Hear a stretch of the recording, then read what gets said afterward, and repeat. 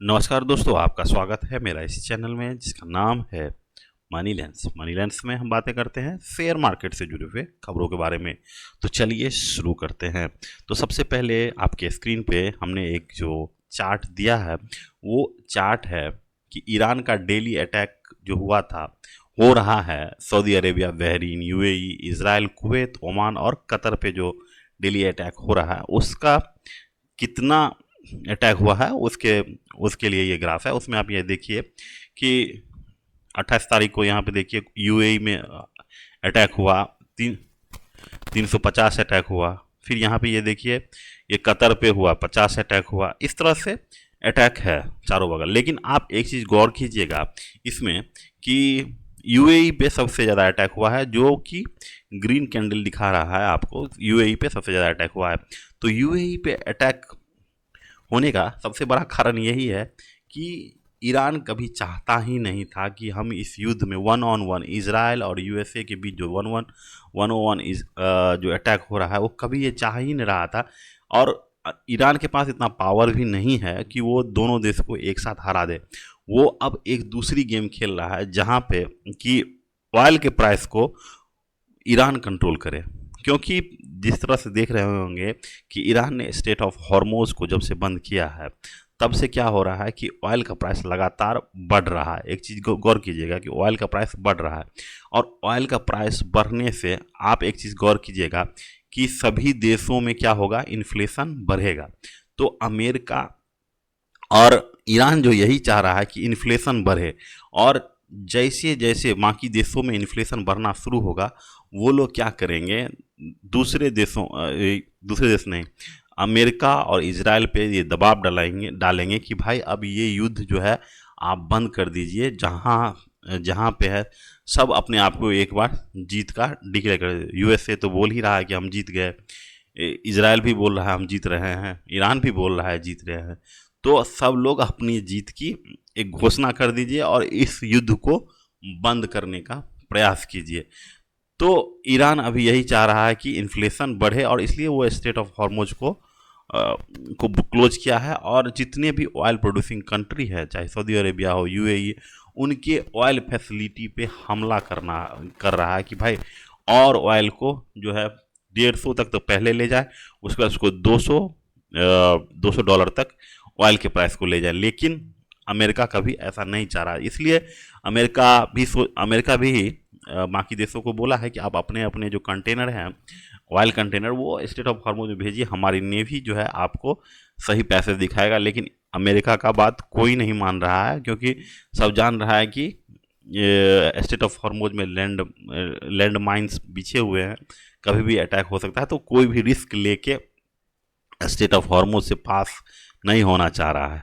तो ये बात थी कि आप इस चार्ट को देख के समझ गए कि सिर्फ लड़ाई जो है वन ऑन वन नहीं है, ये लड़ाई कहीं और जा रही है। और ये लड़ाई जो ज़्यादा दिन तक लड़ाई को टान सकता है वो ही युद्ध ये जीतेगा। अब ये लड़ाई सिर्फ गोली और बंदूक से नहीं चल रही है। लेकिन अब यदि बात कीजिएगा अपने शेयर मार्केट पे, अब देखिए तो आज मिड कैप और स्मॉल कैप में काफ़ी अच्छी रैली हुई है।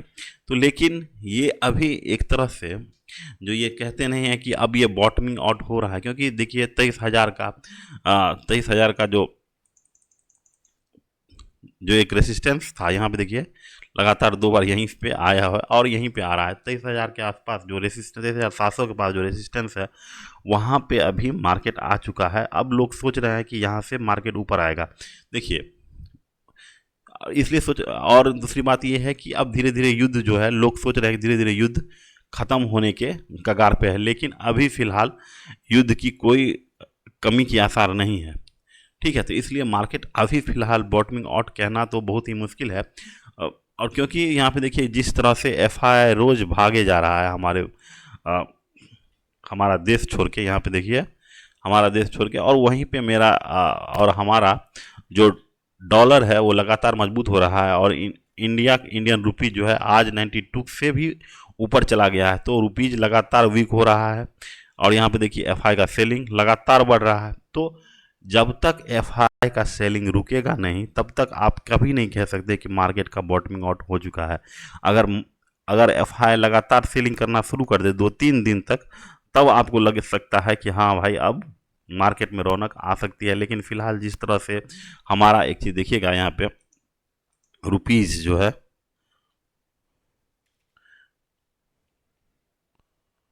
हमारा हमारा रुपी जो है लगातार डिप्रिसिएट करते जा रहा है। देखिए 92.87 तक 93 के आसपास अब टच करने वाला है। तो जैसे जैसे हमारा रुपीज और वीक होगा तो एफ आई यहाँ से भागना शुरू करेंगे। तो अभी फिलहाल युद्ध के रुकने की संभावना तो काफ़ी कम है, क्योंकि अभी थोड़ी देर पहले ही अगर एक न्यूज़ देखिएगा तो उसमें उसमें ईरान ने बोला है कि अब हम गल्फ ऑयल जो है, एक गल्फ की सबसे बड़ी कंपनी है, उसके फैसिलिटी पे अब हमला करना शुरू करेंगे। तो ये चीज़ आपको समझ लेनी है कि ईरान जो है एक ही उसके पास हथियार है, वो है कि लेवरेज है, उसका ऑयल का लेवरेज है। मतलब कि ऑयल से ही पूरे देश को, पूरी दुनिया को अपने कंट्रोल में करना चाहता है कि भाई आप जो है आइए और इस युद्ध को रोकने में मदद कीजिए। और ईरान पहले ही बोल दिया है कि हम जो है लास्ट बुलेट फायर करेंगे, क्योंकि अमेरिका के द्वारा वार शुरू किया गया है, लास्ट बुलेट ईरान की तरफ से चलेगा। और ईरान ने भी ये भी शर्त रखी है कि हमको $500 बिलियन का पैकेज दीजिए, जितना नुकसान हुआ वो कीजिए, कभी आप हम पे हमला नहीं करेंगे, ये लिख के दीजिए। तो ये सब बहुत सारी चीज़ें जो शर्तें हैं ईरान की तरफ से ये है वार रोकने के लिए, लेकिन अमेरिका के द्वारा ये सब माना नहीं जाएगा। तो अभी फिलहाल एक तरह से आप ये समझिए कि आज की तेजी देखे, यदि यदि कोई कह रहा है कि अब मार्केट बॉटमिंग आउट हो गया है, तो मार्केट से अभी फिलहाल फिलहाल फिलहाल जो जहर है वो निकला नहीं है। और बॉटमिंग आउट तब होगा कि आने वाले समय में जो फिर अप्रैल, अब मार्च ख़त्म हो रहा है, तो अब एक तरह से नए सीजन की शुरुआत होगी। तो वहाँ पे कंपनी कैसा ग्रोथ करता है, तो जैसा कि आप जानते हैं कि कंपनी इस बार भी काफ़ी ज़्यादा बहाना बनाएगी कि भाई स्टेट ऑफ हॉर्मोज में ये हो गया, इसके कारण मेरा सप्लाई डिस्टर्ब हो गया, ये है। तो एक तरह से देखिएगा कि आने वाले समय में रिजल्ट खराब आएंगे और मार्केट इससे भी नीचे शायद जा सकता है। लेकिन अब मार्केट ही है, कब क्या हो जाए कुछ पता नहीं चलता।